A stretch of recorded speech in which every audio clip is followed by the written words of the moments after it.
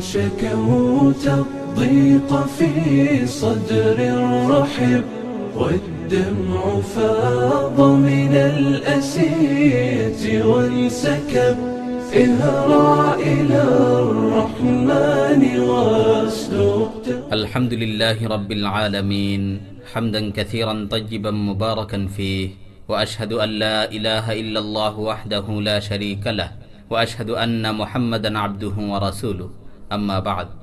প্রিয় ভাই বোনেরা, এই ফিতনার জামানায় সোনালী যুগের মানুষগুলোর সাথে পরিচিত হওয়া আমাদের একান্ত প্রয়োজন। আর সেই সোনালী যুগের মানুষগুলো হচ্ছেন সাহাবায়ে কেরাম রাদিয়াল্লাহু আনহুম। আল্লাহ তাআলা পবিত্র কালামে মাজিদে তাদের প্রশংসা করেছেন এবং তাদের প্রতি সন্তুষ্ট হওয়ার ঘোষণা দিয়েছেন। রাসূল সাল্লাল্লাহু আলাইহি ওয়াসাল্লামও তাদের যুগকে শ্রেষ্ঠ যুগ বলে আখ্যায়িত করেছেন। রাসূল সাল্লাল্লাহু আলাইহি ওয়াসাল্লাম বলেছেন, খায়রুল কুরুনি করনি সুম্মাল্লাযীনা ইয়ালুনাহুম সুম্মাল্লাযীনা ইয়ালুনাহুম। সর্বশ্রেষ্ঠ যুগ হচ্ছে আমার যুগ, তারপর যারা আসবে তারপর যারা আসবে। সুতরাং বোঝা যাচ্ছে নবী রাসূলগণের যুগের পর সর্বশ্রেষ্ঠ যুগ হচ্ছে সাহাবায়ে কেরাম রাদিয়াল্লাহু আনহুমের যুগ। আজকে আমরা সেই সোনালী যুগের শ্রেষ্ঠ মানুষগুলোর অসংখ্য বৈশিষ্ট্য থেকে 5টি বৈশিষ্ট্য নিয়ে আলোচনা করব ইনশাআল্লাহ। যে বৈশিষ্ট্যগুলো সম্পর্কে জানা এবং অনুধাবন করা আমাদের একান্ত প্রয়োজন। প্রিয় ভাই ও বোনেরা, প্রথমেই আমরা যেই বৈশিষ্ট্যটি নিয়ে আলোচনা করব সেটি হচ্ছে সাহাবায়ে কেরাম রাদিয়াল্লাহু আনহুমের একটি গুরুত্বপূর্ণ বৈশিষ্ট্য ছিল, তারা ছিলেন সহজ সরল ও লৌকিকতা মুক্ত। যেমন ইবনে মাসউদ রাদিয়াল্লাহু তাআলা আনহু থেকে বর্ণিত হাদিসের মাঝে এসেছে, সাহাবীদের বৈশিষ্ট্য বর্ণনা করতে গিয়ে তিনি বলেন, ওয়া আকাল্লাহা তাকাল্লুফা, তারা ছিলেন লৌকিকতা মুক্ত। এমনিভাবে ওমর ইবনুল খাত্তাব রাদিয়াল্লাহু তাআলা আনহু বলেন, নুহিনা আনিত তাকাল্লুফ, আমরা লৌকিকতা থেকে বিরত থাকতাম। সাহাবায়ে কেরাম রাদিয়াল্লাহু আনহুম কখনোই মানুষকে দেখানোর জন্য কোনো কাজ করতেন না। তারা ছিলেন একেবারেই সহজ সরল সাদামাটা জীবনের অধিকারী। তাদের হৃদয়গুলো ছিল একেবারেই পরিচ্ছন্ন, মনের মাঝে কোনো ধরনের ভেজাল ছিল না। যেমন উদাহরণস্বরূপ, রাসূল সাল্লাল্লাহু আলাইহি ওয়াসাল্লাম যখন সাহাবায়ে কেরাম রাদিয়াল্লাহু আনহুমের সাথে কোনো মজলিসে বসা থাকতেন, তখন বাহির থেকে কোনো মানুষ এসে বুঝতে পারত না যে তাদের মধ্যে কি রাসূলুল্লাহ সাল্লাল্লাহু আলাইহি ওয়াসাল্লাম। আল্লাহর রাসূলকে খুঁজে বের করতে তাদের কষ্ট হতো। এজন্যই তো কোনো আরাবি, কোনো বেদুইন ব্যক্তি যখন দূর থেকে রাসূল সাহাবীদের মজলিসে আসতো, তখন এসে প্রশ্ন করত, আইনা মুহাম্মদ ইবনে আব্দুল্লাহ, আইনা রাসূলুল্লাহ, মুহাম্মদ ইবনে আব্দুল্লাহ কোথায়, আল্লাহর রাসূল মুহাম্মদ কোথায়। অতঃপর যখন সাহাবায়ে কেরাম রাদিয়াল্লাহু আনহুম রাসূল সাল্লাল্লাহু আলাইহি ওয়াসাল্লামের দিকে ইশারা করতেন, তখন তারা চিনতে পারত যে ইনিই হচ্ছেন রাসূলুল্লাহ সাল্লাল্লাহু আলাইহি ওয়াসাল্লাম। প্রিয় ভাই বোনেরা, লক্ষ্য করুন, দূর থেকে রাসূলের মজলিসে কোনো মানুষ আসলে রাসূল সাল্লাল্লাহু আলাইহি ওয়াসাল্লামকে খুঁজে পেতে, রাসূল সাল্লাল্লাহু আলাইহি ওয়াসাল্লামকে চিহ্নিত করতে তাদের কষ্ট হতো। এর কারণ কি? কারণ রাসূল সাল্লাল্লাহু আলাইহি ওয়াসাল্লামের মাথায় এমন কোনো রাজকীয় মুকুট ছিল না যেটা দিয়ে রাসূলকে চেনা যায়।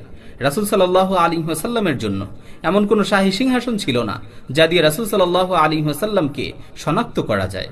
রাসূল সাল্লাল্লাহু আলাইহি ওয়াসাল্লামের জন্য আলাদাভাবে এমন কোনো স্পেশাল ড্রেস ছিল না, এমন কোনো স্পেশাল পোশাক ছিল না যার মাধ্যমে রাসূল সাল্লাল্লাহু আলাইহি ওয়াসাল্লামের পরিচয় লাভ করা যায়। বরং রাসূল সাল্লাল্লাহু আলাইহি ওয়াসাল্লাম সাদামাটা জীবনের অধিকারী ছিলেন। তিনি সাহাবায়ে কেরাম রাদিয়াল্লাহু আনহুমের সাথে মিশে থাকতেন। তিনি স্বাভাবিক খাবার খেতেন, স্বাভাবিক পোশাক পরতেন, সব ধরনের বাহনে চড়তেন, চাইতা, গাধা কিংবা খচ্চরের মতো খুদে বাহনই হোক না কেন। তিনি শহুরে গ্রাম্য, শিক্ষিত অশিক্ষিত সকলের সাথেই উত্তম আচরণ করতেন। রাসূল সাল্লাল্লাহু আলাইহি ওয়াসাল্লামের জীবন ছিল একেবারেই স্বাভাবিক, অস্বাভাবিক কোনো আচরণ তিনি করতেন না। কিন্তু আজকে আমাদের অবস্থা কি? আজকে আমাদের অবস্থা হচ্ছে, আমরা ভাবের রাজত্বে বসবাস করি। মানুষের মাঝে একটু পপুলার হতে পারলেই আমাদের লৌকিকতা শুরু হয়ে যায়। আমরা অস্বাভাবিক আচরণ শুরু করি। আমাদের পোশাক আশাক, চলাফেরা, ভাবভঙ্গিতে অস্বাভাবিক আচরণ পরিলক্ষিত হয়। যেমন কোনো মাহফিলে গেলে আমাদের জন্য স্পেশাল বাহন লাগবে। আমরা বাসে চড়ে মাহফিলে যাই না।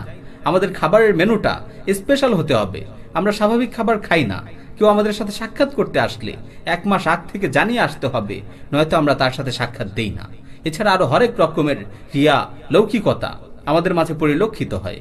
প্রিয় ভাই বোনেরা, না, রাসূল সাহাবীদের জীবন এমন ছিল না। তারা অনেক স্বাভাবিক জীবনের অধিকারী ছিলেন। তাদের সরলতাগুলো কোন পর্যায়ের ছিল তা বোঝার জন্য আরো কিছু উদাহরণ দিচ্ছি। একবার রাসূল সাল্লাল্লাহু আলাইহি ওয়াসাল্লাম সাহাবায়ে কেরাম রাদিয়াল্লাহু আনহুমের মজলিসে বসা ছিলেন। এমন সময় একজন মহিলা এসে রাসূল সাল্লাল্লাহু আলাইহি ওয়াসাল্লামকে বিবাহের জন্য প্রস্তাব দিল। সে বলল, ইয়া রাসূলুল্লাহ, আমি আপনার সাথে বিবাহ বন্ধনে আবদ্ধ হতে চাই। তখন রাসূল সাল্লাল্লাহু আলাইহি ওয়াসাল্লাম চুপ রইলেন। এভাবে মহিলা 3 বার প্রস্তাব দিল, 3 বার রাসূল সাল্লাল্লাহু আলাইহি ওয়াসাল্লাম চুপ করে রইলেন। এই অবস্থা দেখে একজন দরিদ্র সাহাবী দাঁড়িয়ে বলল, ইয়া রাসূলুল্লাহ, আপনার যদি বিবাহের ইচ্ছা না থাকে তাহলে তাকে আমার সাথে বিবাহ বন্ধনে আবদ্ধ করিয়ে দিন। রাসূল সাল্লাল্লাহু আলাইহি ওয়াসাল্লাম তাকে বললেন, হাল ইনদাকা শাই, তোমার নিকট কি তাকে মোহর হিসাবে দেওয়ার মতো কোনো কিছু আছে? সে বলল, না। রাসূল সাল্লাল্লাহু আলাইহি ওয়াসাল্লাম বললেন, ইযহাব ফাতলুব ওয়ালাউ খাতামান মিন হাদিদ, যাও খুঁজে দেখো, একটি লোহার আংটি হলেও নিয়ে আসো। সে বলল, ইয়া রাসূলুল্লাহ, আমার কাছে এটাও নাই। তখন রাসূল সাল্লাল্লাহু আলাইহি ওয়াসাল্লাম বললেন, তোমার কি কোরআনের কোনো আয়াত মুখস্থ আছে?